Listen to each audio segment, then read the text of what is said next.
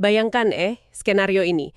Truk raksasa bermuatan 40 ton milik Anda sedang merayap naik mendaki lereng tanah di pertambangan yang sangat terpencil. Cuaca dini hari itu sangat dingin, Udara malam di pegunungan ya. sangat tipis dan beku, Betul. dan tiba-tiba mesin batuk. Lalu, sedetik kemudian mati total. Anda kehilangan tenaga dorong, tekanan rem udara hilang, dan kemudi hidraulik langsung membatu. Itu situasi operasional yang sangat menakutkan. Sangat ngeri. Dan ini bukan karena kampas rem blong atau karena mesinnya sudah tua. Mesin itu mati mendadak karena bahan bakar hijau di dalam tangki Anda baru saja berubah wujud menjadi gel beku, gel yang mencekik seluruh sistem pembakaran. Sayangnya gejala yang Anda sebutkan itu cuma puncak dari gunung es. Di balik kap mesin, ada perang kimiawi yang luar biasa brutal sedang terjadi saat kita beralih ke bahan bakar nabati. Tepat sekali. Makanya untuk Anda yang mendengarkan, entah Anda seorang manajer armada, mekanik senior, atau sekedar pengamat teknologi industri transisi energi ini bukan cuma urusan regulasi kan? Ya, ini realitas operasional yang menguras biaya. Maka dari itu, dalam penelusuran mendalam kita hari ini, misi kita sangat spesifik. Kita akan membedah sebuah presentasi teknis dengan 15 slide mengenai evolusi biodiesel dari B35 dan B40 menuju ke renewable diesel atau HVO. Dan kita akan benar-benar mengupas sains di balik masalah mesin tersebut. Saya akan mengambil sudut pandang Anda di lapangan, memikirkan risiko waktu henti, anggaran, dan keselamatan. Sementara Anda akan membantu kita memahami dinamika fluidanya. Kita mulai presentasinya. Di slide 1 kita melihat skematik mesin 3D. Ya, kita langsung masuk ke sistem supply-nya di sini. Di situ ada pipa yang dialiri cairan berwarna hijau tebal, yaitu B40 atau FAME. Lalu di sebelahnya, ada pipa biru yang sangat jernih mengalirkan HVO menuju pompa tekanan tinggi. Sebagai orang lapangan, cairan hijau kental itu bikin saya cemas. Secara fisika, kecemasan Anda sangat beralasan. Pompa high pressure itu ibarat jantung mesin. Presisinya sangat ketat kan? Sangat ketat, pada level mikron. Cairan biru jernih HVO itu mengalir sehalus air murni, tapi tetap punya daya pelumasan. Sedangkan B40 membawa beban viskositas atau kekentalan yang lebih tinggi. Pompa tidak hanya berjuang memindahkan fluida yang berat, tapi komponennya bergesekan lebih keras. Berarti kita secara harfiah memaksa jantung mesin bekerja ekstra setiap detiknya sejak dari titik masuk. Umur pompa pasti menyusut tajam. Ini mengakhiri slide 1. Mari lanjut ke slide 2. Kalau kita perbesar ke tingkat seluler di slide 2 ini, akar masalahnya terlihat jelas. Ini adalah model 3D dari molekul FAME. Ada semacam gugus molekul oksigen di ujung rantainya ya? Betul. Oksigen itu bertindak seperti sponge. Dia secara aktif menarik dan mengikat tetesan air dari udara bebas. Sifat kimiawi ini disebut higroskopis. Dan di visual itu ada lampu peringatan mekanis menyala merah. Higroskopis berarti ini bukan sekedar air hujan yang kebetulan masuk tangki kan? Bukan. Air ini menyusup ke dalam matriks DNA bahan bakar itu sendiri. Wah, sebagai manajer armada, air di dalam tangki itu musuh absolut. Itu akan langsung memicu masalah. Pasti. Karena dia terikat secara kimiawi, air ini tidak akan mengendap di dasar tangki untuk dikuras. Dia ikut terbawa masuk ke ruang bakar yang bersuhu ekstrim. Ini seperti bom waktu mikroskopis. Bom waktu yang terus menyerap kelembapan, kapanpun truk kita terpapar udara. Ini mengakhiri slide 2. Mari lanjut ke slide 3. Nah, kontrasnya sangat mencolok di slide 3. Rantai molekul HVO murni yang melambangkan hidrokarbon sempurna. Sama sekali nggak ada oksigen di sana. Nol oksigen. Melalui proses hidrogenasi, HVO bersifat hidrofobik, artinya dia sepenuhnya menolak air. Secara kimiawi, ia kembar identik dengan solar fosil. Makanya tertulis 100% drop in fuel. Tunggu. Saya harus menyela di poin 100% drop in fuel itu, tanpa modifikasi tangki atau mesin sama sekali. Saya jujur agak skeptis dengan janji pemasaran. Memang biodiesel B40 tradisional itu merusak sil karet lama, tapi HVO ini berbeda karena dia hidrokarbon murni. Mesin Anda tidak akan tahu bedanya HVO dengan solar fosil. Anda bisa beralih 100% hari ini tanpa mengganti selang apapun. Oh wow, berarti ini penghematan modal awal yang luar biasa. Kita cuma perlu mengganti apa yang dituangkan ke tangki tanpa perombakan mesin. Ini mengakhiri slide 3, mari lanjut ke slide 4. Mari kita buktikan di ruang pembakaran pada slide 4. Layar terbelah ini menampilkan dinamika semprotan injektor. Di kiri, kabut biru halus dari solar murni. Di kanan, tetesan hijau B40 yang kasar, tebal, dan berviskositas tinggi. Ini soal atomisasi ya? Betul sekali. Untuk pembakaran instan, Anda butuh atomisasi sempurna. Densitas B40 yang tinggi menahan tekanan, sehingga dropletnya lebih besar. Kalau saya analogikan, ini kayak menyemprotkan air bersih pakai botol semprot dibandingkan dengan menyemprotkan sirup kental kan? Kabut air langsung menyebar, tapi sirup butuh waktu untuk meresap. Analogi sirup itu sangat akurat. Karena droplet B40 besar, dia tidak langsung menguap. Kurva pembakarannya melambat. Pantesan, itu menjelaskan keluhan sopir di lapangan. Tarikan mesin terasa lamban atau berat. Dan karena lambat, efisiensi bahan bakarnya turun. Ini mengakhiri slide 4. Mari lanjut ke slide 5. Dan kelambatan itu baru awal. Di slide 5, kita masuk eksplorasi mendalam pertama kita tentang efek pelarut atau solvent effect. Lihat pipa logam ini. Ya ampun, cairan hijau B40 itu sangat agresif mengikis kerak coklat tua dan lumpur dari dinding bagian dalam pipa. FEM memiliki sifat kimiawi sebagai pelarut aktif yang sangat kuat. Saat cairan ini masuk ke tangki tua Anda yang menyimpan hidrokarbon mati bertahun-tahun, dia akan melunakkan dan meluruhkan kotoran itu. Seperti membilas mesin pakai thinner terus-menerus. Ngeri juga, karena dari kacamata mekanik, kerak coklat itu kan nggak hilang. Dia tersapu ke hilir dan langsung menghantam filter bahan bakar baru kita. Tepat. Semua kotoran bertahun-tahun langsung pindah ke satu titik penyaringan. Lanjut ke slide 6. Di slide 6, kita menghadapi kavitasi injektor. Ini eksplorasi mendalam kedua kita. Visual mikroskopis ini menakutkan. Tetesan air meledak dahsyat di bawah tekanan 2500 bar, melontarkan kawah mikro bercahaya merah pada baja injektor. 2500 bar. Berarti ini air higroskopis dari presentasi awal tadi yang terperangkap.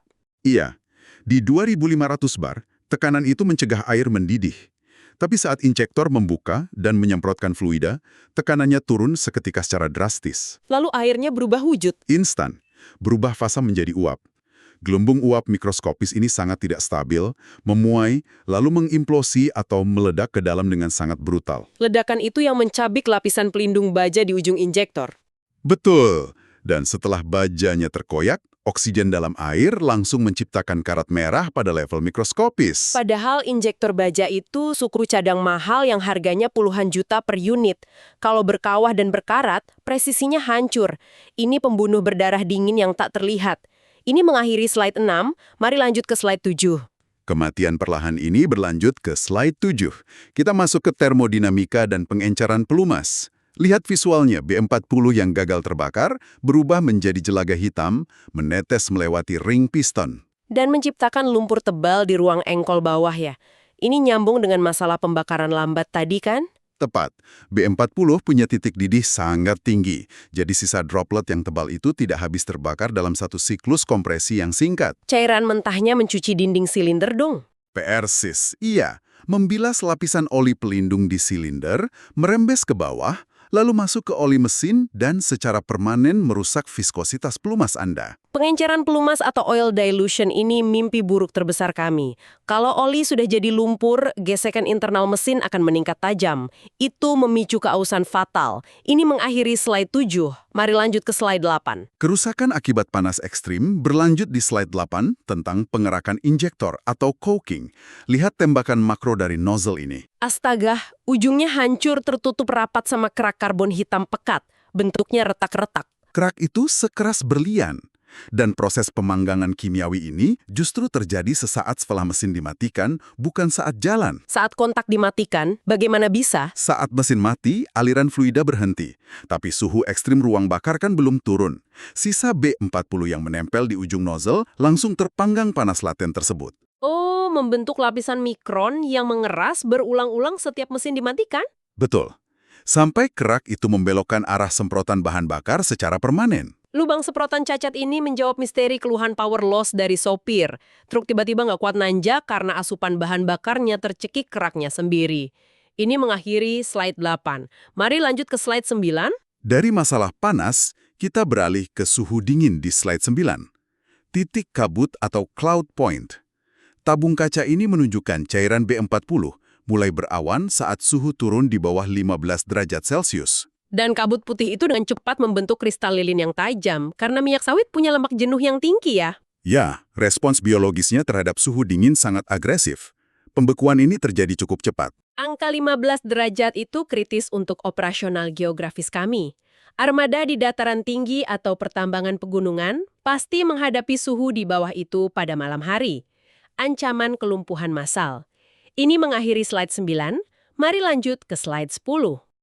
Saat kelumpuhan itu terjadi, slide 10 menunjukkan proses CFPP atau Cold Filter Plugging Point. Di potongan melintang filter ini, Anda bisa lihat gel lilin putih solid sepenuhnya mengubur kertas filter. Indikator engine stall-nya menyala. Ini mampet total, nggak ada satupun cairan yang bisa lewat. Sama sekali nol.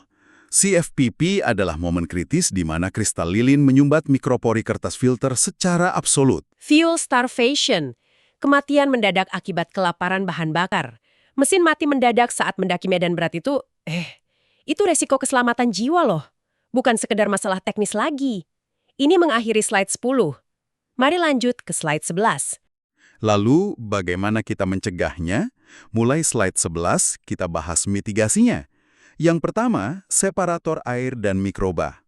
Alat ini menunjukkan 3 zona visual. B40 hijau di atas, genangan air di dasar, dan tunggu, yang di tengah itu zona bakteri. Betul. Sifat higroskopis FEM menciptakan ekosistem biologi. Koloni bakteri berkembang biak di perbatasan air dan biodiesel menciptakan lendir yang sangat tebal. Saya harus menggerutu soal ini. Berarti tim mekanik harus rutin membuang air secara manual tiap pagi. Terus kita juga harus beli cairan biosida secara rutin. Wajib. Injeksi biosida diperlukan untuk membunuh ekosistem mikroba tersebut. Beban biaya operasional ekstra lagi dan prosedur baru lagi. Ini mengakhiri slide 11. Mari lanjut ke slide 12. Mitigasi kedua di slide 12 tidak kalah menguras biaya. Grafik ini menunjukkan pemotongan interval penggantian filter bahan bakar. Penurunan drastis 50% dibandingkan standar usia pakai asli pabrikan. Betul. Realitas lapangan B40 dengan semua efek pelarut dan lendir tadi memaksa Anda memangkas waktu pakai filter hingga setengahnya untuk menghindari bypass. Kalkulasinya gila. Anggaran belanja filter tahunan kami otomatis meningkat 2 kali lipat secara instan. Tapi kalau kami abai, lumpur itu akan masuk dan merobek seluruh sistem common rail. Serba salah. Ini mengakhiri slide 12. Mari lanjut ke slide 13. Dan penderitaan logistiknya memuncak di slide 13 dengan solusi kimiawi. Ada 3 tetes bahan kimia berbeda memercik ke fluida. Tetesan warna sian untuk deterjen, ungu untuk cold flow improver, dan kuning untuk demulsifier, ya? Anda benar. Deterjen melarutkan kerak karbon, coking, cold flow improver memecah ikatan lilin di suhu dingin, dan demulsifier memutus ikatan emulsi air agar bisa disaring. Pertanyaan saya, apakah kru saya sekarang harus mendadak jadi ahli kimia resep di lapangan? Menambahkan 3 bahan kimia ini ke tiap tangki ratusan truk setiap hari adalah beban logistik yang ekstrim. Ini mengakhiri slide 13. Mari lanjut ke slide 14. Ancaman logistik terakhir ada di slide 14, degradasi penyimpanan. Di tangki besar ini terjadi kondensasi ekstrim, dan ada aturan ketat. Batas simpan kurang dari 3 bulan. Fluktuasi suhu siang dan malam bikin hujan kondensasi di dalam tangki kan? Iya, reaksi oksidasi berat terjadi. Bahan bakar B40 yang diam akan berpolimerisasi dan perlahan berubah menjadi rantai polimer yang lengket. Basi dan lengket. Ini masalah luar biasa bagi suplai tambang jarak jauh.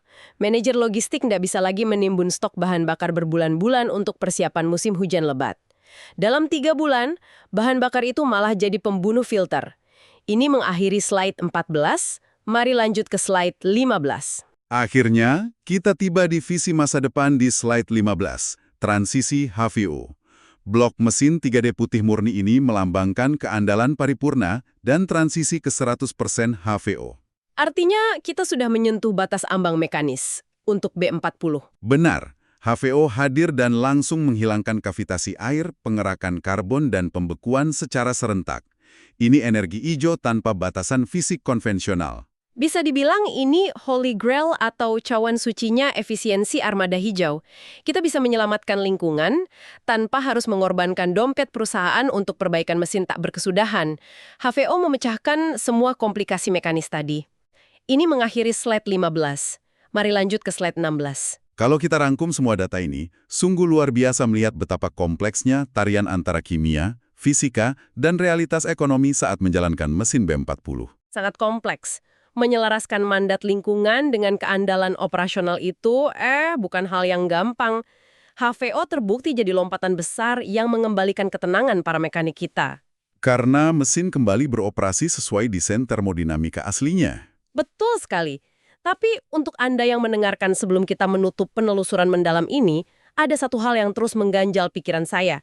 Jika HVO secara teknis sangat sempurna dan memecahkan semua mimpi buruk mekanis armada kita, pertanyaannya kini bergeser dari urusan dalam mesin ke rantai pasok global. Kapasitas produksi ya? Iya, persis. Seberapa cepat dunia dapat memproduksi vaksin HVO ini secara massal untuk secara penuh menggantikan infrastruktur fame yang sudah terlanjur tertanam begitu dalam di industri kita. Apakah kilang-kilang di dunia siap menyuplai kita dalam waktu dekat? Itu pertanyaan krusial yang harus kita perhatikan perkembangannya. Patut kita awasi bersama.